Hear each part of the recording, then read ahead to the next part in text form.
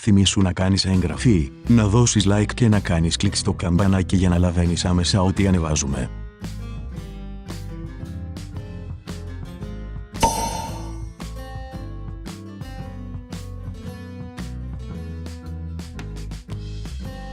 Ήταν μια ηλιόλουστη μέρα και περπάταγες μέσα στην καλή χαρά, όταν ξαφνικά εμφανίστηκε ένα πουλί και κουτσούλησε πάνω στο ρούχο σου και άρχισες να ρίχνεις μαύρο κλάμα.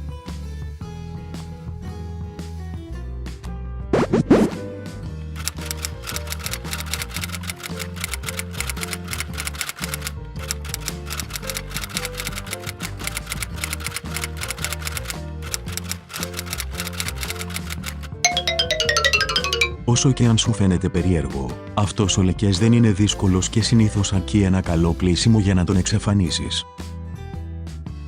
Αν ο λεκές επιμένει, ίσως χρειαστεί να χρησιμοποιήσεις υπεροξίδιο του υδρογόνου που είναι το γνωστό μας οξυζενέ. Σε αναλογία, 1 μέρος υπεροξίδιο του υδρογόνου και 6 μέρη νερό. Αυτό μπορείς να το κάνεις, εφόσον το χρωματιστό ρούχο είναι ανθεκτικό.